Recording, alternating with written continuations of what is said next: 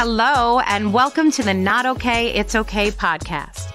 This is a space where it is okay to not be okay. Rashidah and I are licensed mental health professionals who are here to normalize mental health struggles and offer practical solutions to what life tends to throw at us on the daily.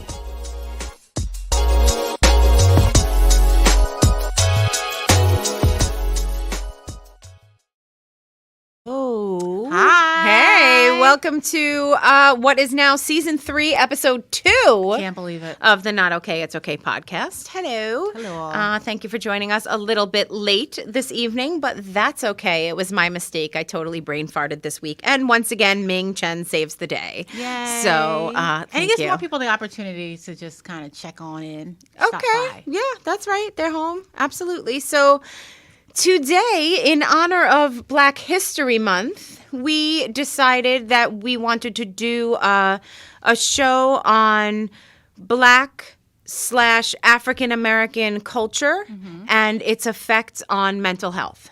And so just learn a little bit more about it. So first and foremost, I am going to put my disclaimer on. I am Hilary, and I am a white woman. Are you? I am a white woman. Well, I shared with you how in my heart, you know, that I feel very much like a Black woman at heart with, you know, all good intent and no disrespect. But so I just want to say that this is a topic that, you know, a lot of people, there's a lot of discomfort around speaking about race. And so I put it out there. I am a white woman, and I want to make sure that I am sensitive and that I am referring to Black people, African American people in the correct way. And I am not going to be afraid to ask and, you know, turn to you, my friend Rashidah, who happens to be a Black woman. I'm excited about being a Black woman. Exactly. And so we spoke a little bit before. And so I asked, I said, what is the best way to refer? Do I say, they call it Black History Month. Yeah. But yeah. What do I say? So your answer? So basically, you know, some people like to be referred to, you know, as Black, right? And then there's those who would want to be, you know,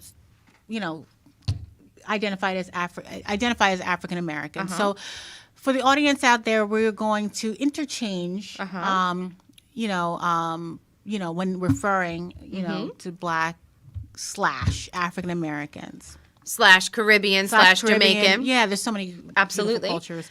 And I also want to put a disclaimer out there that I'm speaking from my experience. I'm not speaking for all Black folks or all African Americans. Or your experience personally and professionally /clinically, because that is. Yes. Yeah. So other people, you know, their experience may not have been the same as mine. So I'm just putting that out there on the table. Absolutely. Thank you for that. So, you're welcome.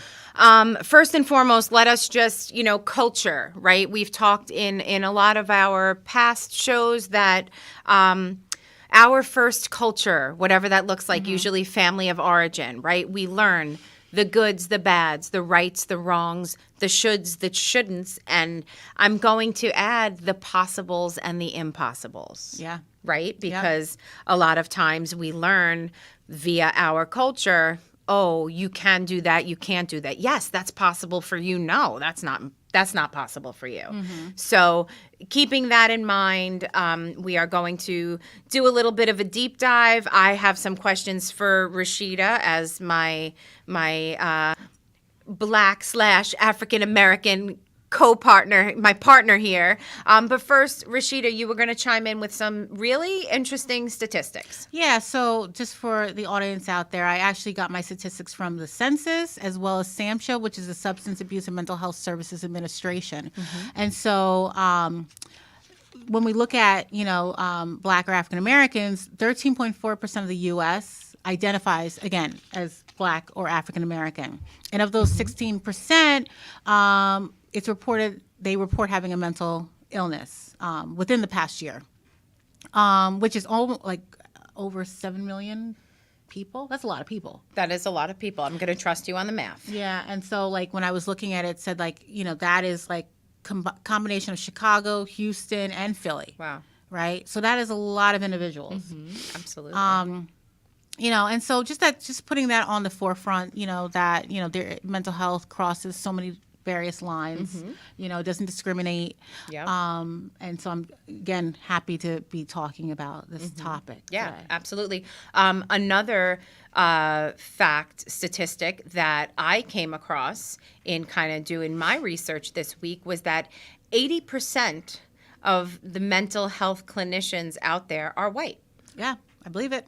Which then leads to, wow, I was like, whoa, because then where do our Black/African American people go if they want to sit across the room from somebody who perhaps looks the same as them and might share or might understand them a little bit better based upon their personal experiences. Right. And again, that is unfortunate. A lot of times we want to see someone who we identify with. Right. Right. Absolutely. And so, again, thinking about, the culture, I was brought up, and a lot of people have been brought up to believe, Black African Americans, that, you don't, and I think other households and cultures do this too, but you don't share what's going on in the house, one, and two, you don't go to counseling because that makes you crazy. You are crazy if you go. Interesting. I've heard it makes you weak before. Yep. But it makes you crazy. Yeah. That's interesting. You have to be crazy to go to counseling, and who wants to be, that label? Who wants to have that? Of course, sure. We've been working so hard against that stigma. I just want to go back for 1 second and just say that I remember when I was in school, we were trained to be culturally competent, right? It's important that you honor the person who sits with you in this partnership. Absolutely. That you're, and we have to cross the bridge and recognize, cross over and see what life might have looked like for them, what it currently looks like for them. However, there's only so much you can find out unless you are from that culture or have done, serious studying on a specific culture. Right. Yeah. Yeah. So, I have some questions for you, if that's okay. Ooh, yeah, absolutely. I'm here to answer. Unless you still have some. No. We're good with this. No. We're good with the statistics. Okay. So, you kind of answered this a little bit, but I guess we can go into more depth. So, what was the attitude towards therapy and mental health in general in your home? You just said, we don't talk about what goes on in this house outside of the house, which I can definitely relate to. Yeah. And I think a lot of us can, back to the old school, you don't air your dirty laundry in front of anybody. And you just said that you have to be crazy to go to counseling. Right. Okay. Tell me more about that. All right. So my family dynamic, my father, Jamaican. And then my mom, African American. So there was, a lot of, there was different, it was cultural mixing, kind of going on there. And there was, sometimes there was messages that, were mixed messages, right? Yep. And so as I was brought up that you basically don't go to counseling. That's not what we do. If you want to go to counseling, you turn to God. Right. You turn to God. Okay, and so on that, I guess I'll bring up something else that I came across in kind of researching this. So yeah, in the Black/African American culture, there is religion, there is God, there is kind of an understanding or belief system. You can pray it away, pray. Yeah. And you pray. But we think about where that comes from, right? Going back to slavery, that's all you had. Right.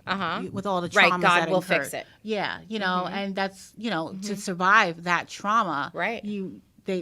People turn to their higher power. Sure, that makes sense. Okay. Yeah. What you got? Another one. So why did you decide on a career, and how did you decide on a career in mental health and substance abuse? Okay, so I'm gonna go back to like when I was like a little child, like elementary school. Little Rashidah. Little Rashidah. I was a little sassy too. I don't can't. know. I can't imagine. Oh yeah, you don't. Yeah, and so when I was in school, I cannot recall, how me being black came up, but the teacher at the time, asked me some kind of question. And I said that I'm not black, I'm brown. And she's like, no, like you're black. And I said, no, I'm brown. Look at my skin color. Look at the crayons in the box. Hello, are you like, what is wrong with you? Right. Like you're teaching me and you have no clue. And you're sassing a nun. I'm right now. Yeah, I'm just like She was a nun, correct? Oh yeah, she was a nun too. She was sassing a nun. I know. I didn't get hit. But yeah, I was real. I was just like, I'm like, wow, I must be really smart. So you corrected her.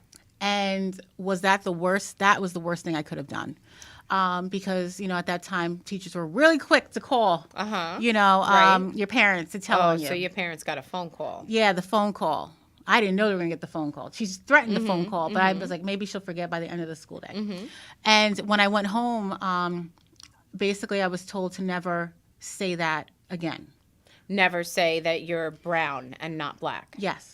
It was clear. It was said, you are black, period. Never say that again. Was that your parents telling you to be proud that you are black? Yeah. I think they, felt like it was, I don't know what they thought. I was little. I didn't know, I was just going based on like the crayon box. Right. But for them, there was more. There was history behind that. Sure. And I didn't get it at that time. It was too little. I just thought. But you remembered But I never forget that. Wow. And so I think I've shared this before. One of my siblings has a diagnosis of schizophrenia, and for years, when there was things that that was concerning. Certain behaviors. Certain behaviors were concerning, and I'm little. And he, a lot of times it was just like if there was a behavior coming out, it was that he was stressed out, which is common. If I'm suffering from depression, it's not depression, stress. Yeah, so it wasn't like, let's get him some help. No. He's stressed or, okay. No. And it wasn't until, I'm going to share this, he had his suicide attempt where he practically, was on death's door. Right. That my parents got it. That it was more. Like, this is not just stress. This is not There's just something stress. going on There's here. something else going on. And then he was able to get the therapy that he needed. But it took a suicide attempt. So it's something so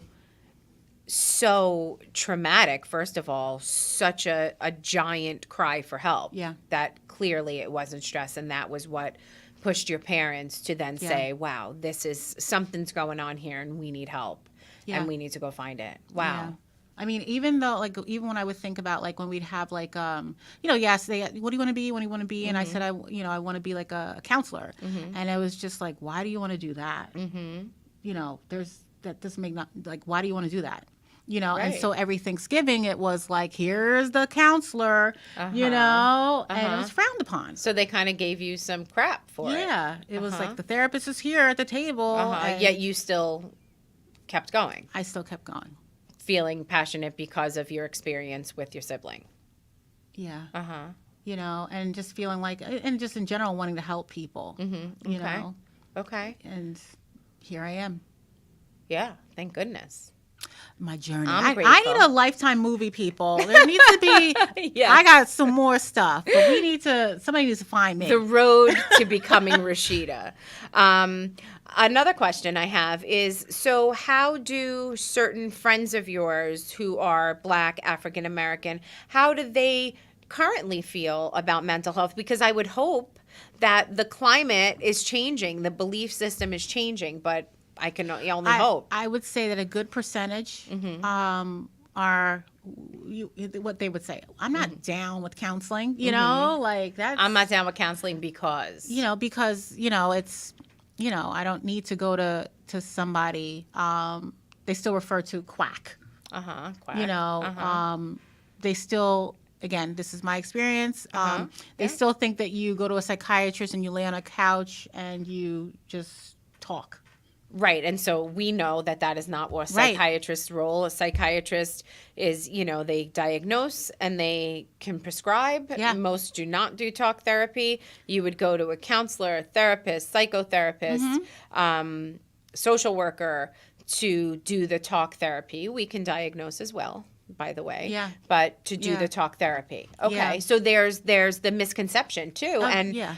I would say just not understanding or not having the experience to know the difference between, a psychiatrist or a mental health And not being supported by clinician. that, Sure. right? Like, you Sure. want to go to therapy and then you don't have that family support. You don't Right. have that, like, friend support. You don't know anybody who's ever been to therapy. And Right. if they have, they were not telling you.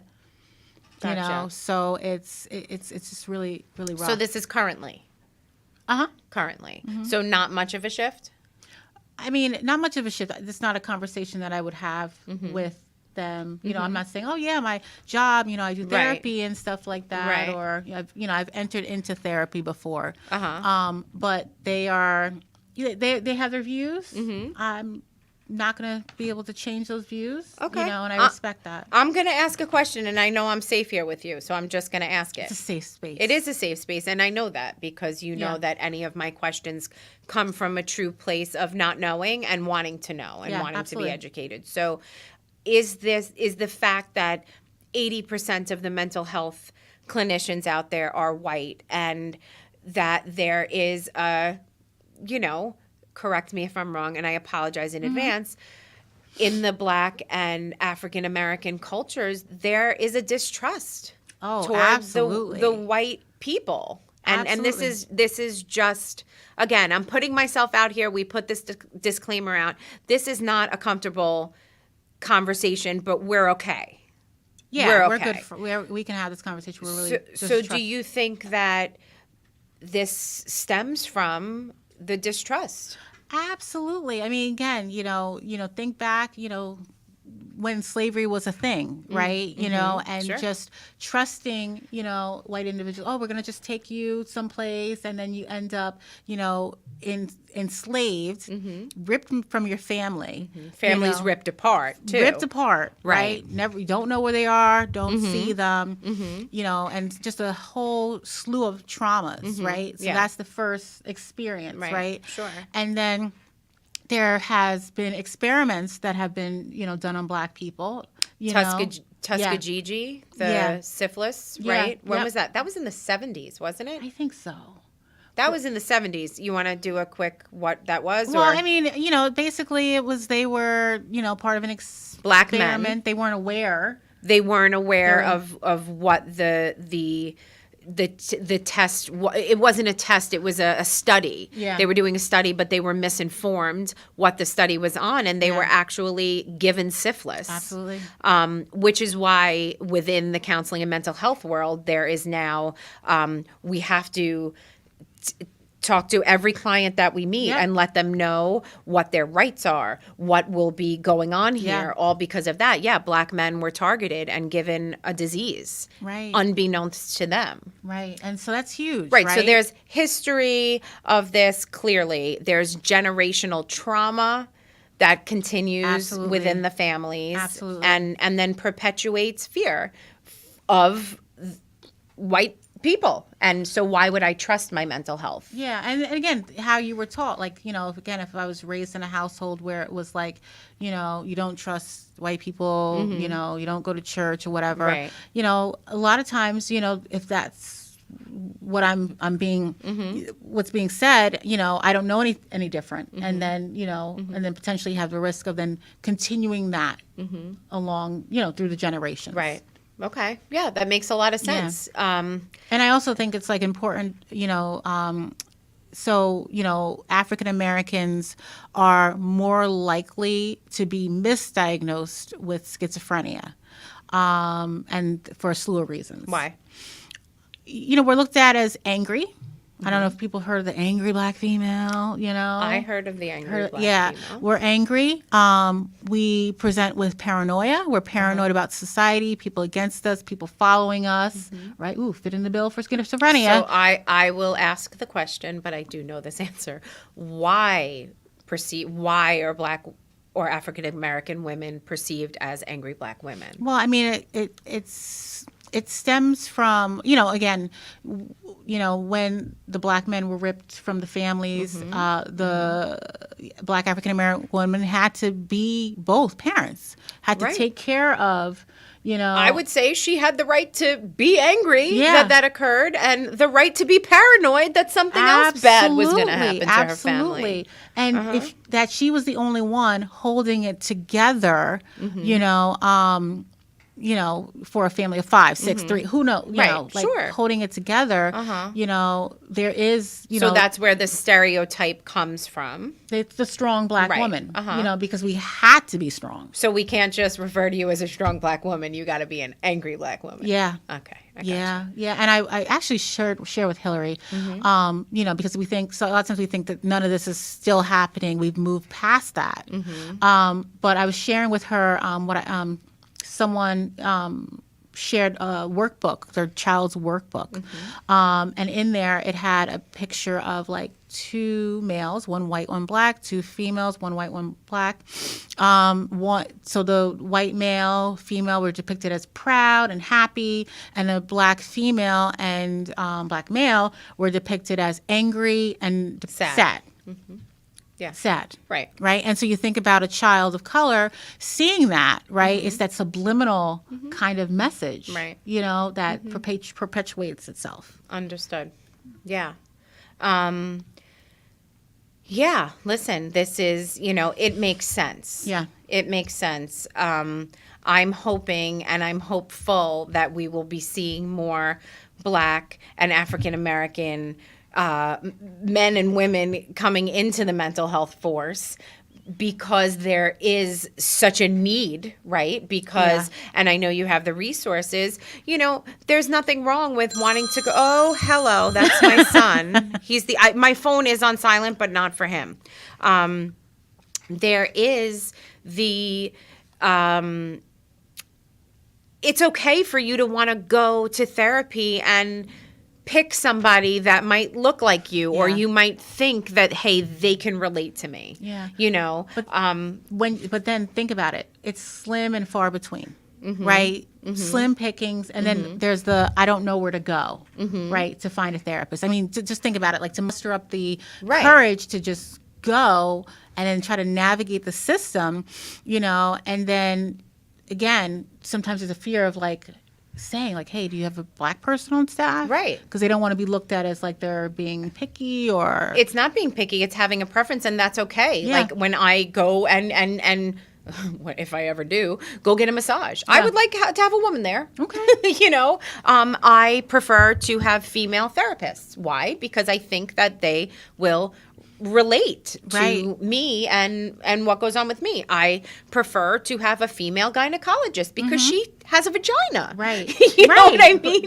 So she knows my parts. So on a personal level. Yeah. So there's nothing wrong with that. And so it makes sense that we need to get more, and we were talking about this outside, you would love to be able to go in there and go into colleges and drive this. Absolutely. And to get more, people of color, Black, African American people to choose this, to become counselors. In my master's class, I was the only Black African American in there. There was nobody else that looked like me, or even was close to my culture. And so that was disheartening.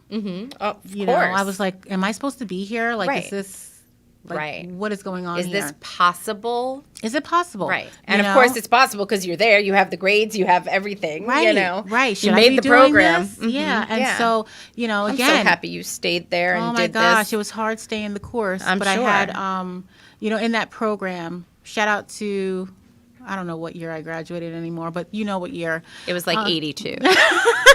Just kidding. She was 3.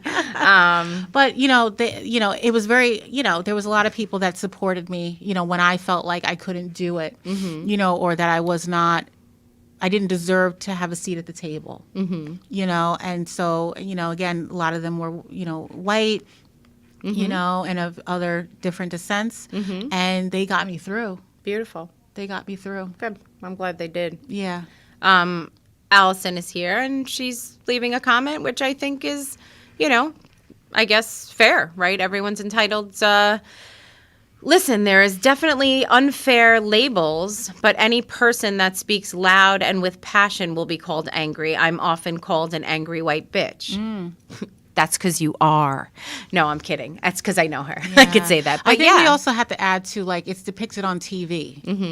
Even when I watch these reality shows, right, there is they're depicted as angry, yelling, throwing things, of course. Fighting, pulling Absolutely. hair. That I can say I'm definitely seeing a huge change. Yeah. Because the more we have people of color, Black people, African American people telling their stories in Hollywood, because clearly that's all we as Americans hang on is the Hollywood culture. You included, honey, because you are. Hollywood. I know. But at least we are hearing more stories of multicultural, so much, which is great. And so a lot of the misrepresentation is kind of, slowly, but it's happening. It's happening. We're seeing a lot more positive. We're seeing a lot of wonderful Black African-American families, sitcoms, stuff that depicts a beautiful, loving family and not a family that there's no dad or, you know what I mean? Yeah. I mean, again, a lot of the commercials that I see now are just very diverse. Yes. And it's amazing. It's refreshing. It's I mean, do we refreshing. have to talk about the Super Bowl real quick? I think we have to. Oh my gosh. I was sitting, I wasn't there for I wasn't there for the football. I was there for Who was playing? Who even cares? No idea. I literally don't know who was in the Super Bowl other than Snoop and Dre and Mary and M and 50. Yeah. And Kendrick, but and I don't really know him well. Yeah. And it's just I would have never, I've seen Beyonce, Jay-Z and stuff, but to see people, again, of Black descent who, have grew up, in tough neighborhoods and didn't have a lot of resources and the family being divided, to see them on stage and everybody absolutely. And you said that Snoop had a picture of his mom. He did. Snoop had a picture of his mom behind him sitting on the set because likely his mom is no longer here and he wanted her to see him in his glory. So, again, that was just an amazing, it's like these small victories, right? Like these Listen, this is, to me, a huge victory. We were talking about this and I, as a white woman who came up with, this was my music. This is, it's very much, it was so empowering for me to know that they, here they are on this, I'm sure what cost millions and millions on this set and just, in their glory and Mary and just it was beautiful. It was so great. It was incredible for me. And so that's what I said. I was like, how was it for you? It was just a beautiful experience. Yeah. It's Agreed. just again, the thought is I'm never going to see this in my lifetime. I'm never going to see a president, having an African American president. Yeah. So these are just those small victories, that make us feel really good. Agreed. And recognized. I'm so glad we're having this conversation. I am too. I told you I was nervous before, I shared that, just because, I'm a white woman and I can't speak from I can only speak from my personal experience, and it's always, I never want to offend. And I don't want to come across ever as ignorant because I feel like I'm open to always hearing and, and what I said to you, I even asked you, I remember back in the day, I made a comment that stuck with me and I asked you, and you were like, don't say that. Don't say that. And I don't say it anymore. And it's been a long time. And I remember, I think I was in maybe high school or college. And I was like, yeah, I don't see any color. And I used to hate that. I'm sure you did. And I'm so glad that you told me, because looking back at it now, I know from the heart I meant I love everybody. Like, I don't care what you look like. I don't care who you pray to. Like, I like you. And then I realized, like, in retrospect, like, yes, I see color. Like, look around the room. Yeah, like, there's lots I of just color. don't see that you're black. You know what I mean? Like, yeah. And again, it was from a well-meaning place 100%. and stuff like that. But then it would put the person on the defensive, like, why are we talking? Why are you saying this? yeah. Here's Joanna. Let's see what she has to say. She says, I'm curious how a white mom and black mom's answers will differ. My daughter, who is black and Italian, was called, oh God, the N-word at school recently. My reaction was different than my sister-in-law. Yeah. How would you guide her to handle this? I am going to say to you, what would you say to Joanna? Because you also have children who are. I do. My kids are biracial. And we were talking about, just, that's a whole different area of, like, what is their process going to be, with identifying themselves. Thank you for sharing that question, Jo. Yeah. I would have been hot. I would have been angry, fuming. And rightfully so. And absolutely would have, again, went to the school, expressed my concerns. How is this happening? Things like that.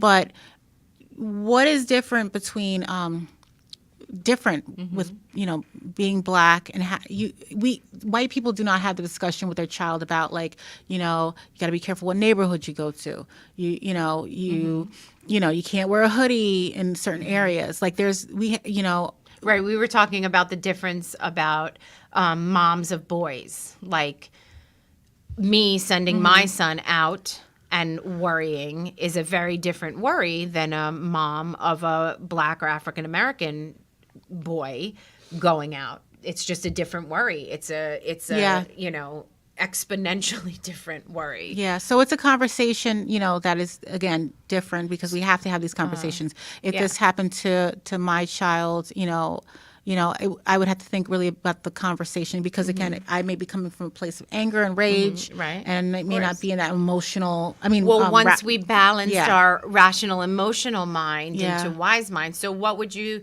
said you would go up to school? You would be like, "Why is this? Of course. How is this happening?" What would you say to your daughter? I would, say that I'd have to tell her the history, that there were certain words that were said that were really mean, right? And I would say in a language that the child would understand. Absolutely, age appropriate. She's in high school. Yeah. Okay. So I would say, and just, definitely just, let her know that I'm here to support her, And that's not okay, right? And that is not okay. And mom, is handling it. Would love to know how she was handling it, how she felt about it. How was it said, punch that kid like a black woman. How does a black woman You're an punch? Idiot. How does a black woman punch? How does she punch? I can call her an idiot because. Oh my gosh. Yeah. Probably a knockout blow. But yeah, it would be tough. It's hard for me to say, like, what I would say, because I have not been in that experience, but it would be a difficult conversation for me to have. Yeah. And I would say, for me, I would say, take the worst word possible that you could be called as an Italian, right? And take that in, and then talk to your daughter, about how you feel about it, and just do the best you could to hear her and empathize with her and give her the skills to not, punch somebody, because then she's going to get, she'll get suspended, and it wasn't her fault. Joanna says, I said, clearly she's a shit. Stay away from her. My sister-in-law wanted it to be addressed with the staff and her parents. I think she's right.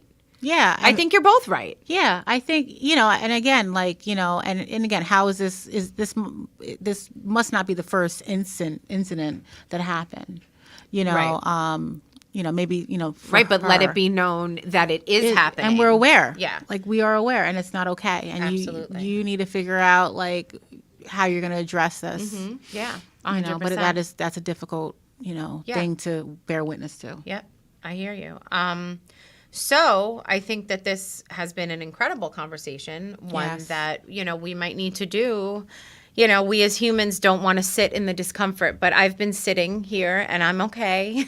I did it and I was honest, and it's always done with respect and love. So I know you have some resources. Yeah. So let's share some of those. So Therapy for Black Girls, wonderful. That's the podcast, right? Yeah, it is a great podcast. Yeah, they have a website, and basically they help. They have resources to link you with a Black therapist that is within your area. So if you don't know where to go, you definitely can go on there, put your town or your state, and you could be linked up with someone. There's so many therapists on there, which is great and empowering. Awesome. It's just amazing. I love that. Yeah. There's also Therapy for Black Men. No, I don't think they're under the same umbrella with I don't know if they have a podcast. That'd be great.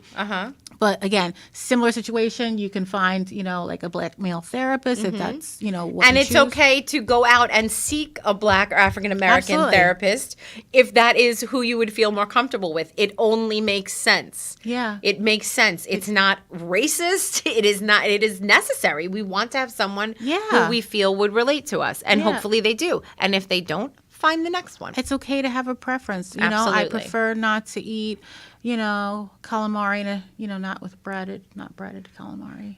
Like, I can't eat it like in another kind of fashion. All And right. that's my Well, preference. listen. So we're talking counseling in calamari. I can't believe I just said calamari. It's galamad. I'm from Brooklyn. Oh, my goodness. However, that's okay. Another resource is the Boris Lawrence Henson Foundation. For those who know Taraji Henson, who's just amazing. Of course, we know Taraji. Actress. She's amazing. She is. She started this foundation because she, manages a mental health issue, as well as her father, who is deceased, has had a mental health issue, and he served, in the military and PTSD. So she just wanted to normalize it, and just to let people know that you can, find trust, and then, and you can get help. Yes. And again, anybody. And it's okay not to be okay. It's okay not to be okay. And it's okay to ask for help. And so what I'm hearing from that, someone like Taraji, who is on top of the world Absolutely. in Hollywood and, Yes. in the world,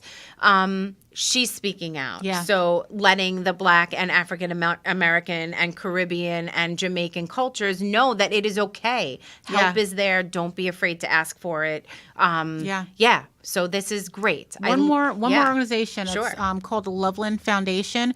They will help, girls, Black women, to afford therapy. So those that are seeking therapy that are like, I don't have it, I have no money, they can help to provide some kind of assistance for Beautiful. that. So Love it. And we can post these yeah, after the show, right? absolutely, yeah. So these resources are out there. Awesome. Good. And just the last thing I want to say is that, it starts when they're little, right? Nobody's like born racist.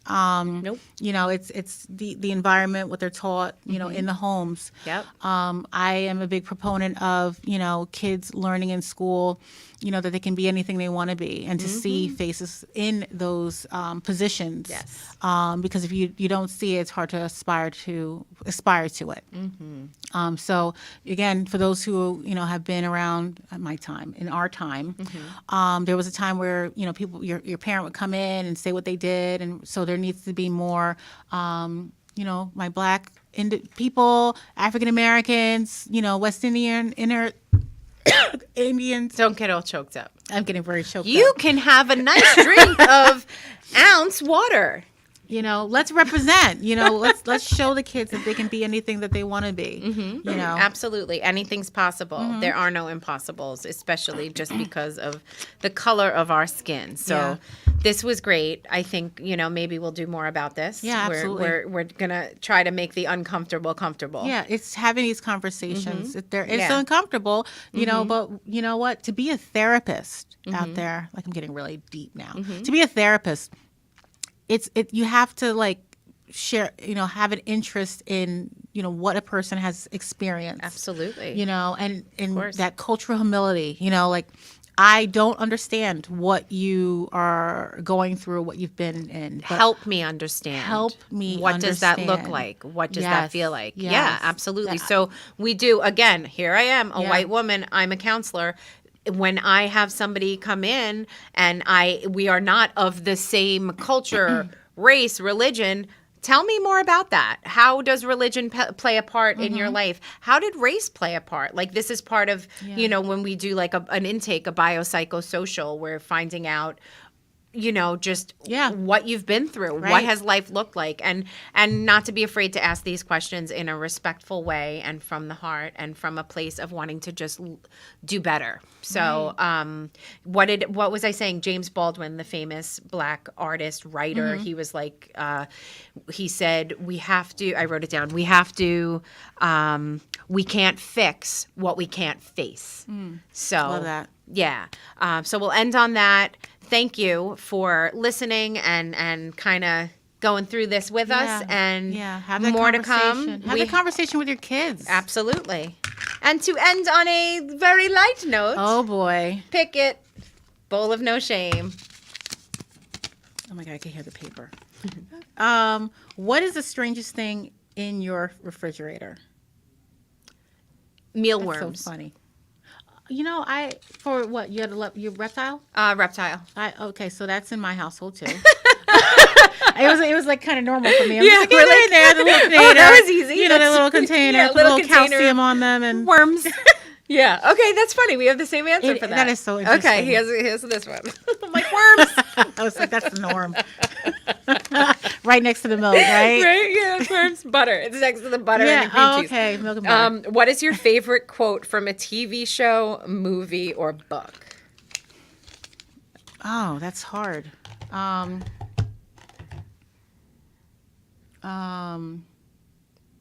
You want to think? I'll go. Yeah, I'll think about that. So mine is definitely going to be the wonderful Sylvester Stallone, Rocky, who says, it doesn't, let me just get this. It's not about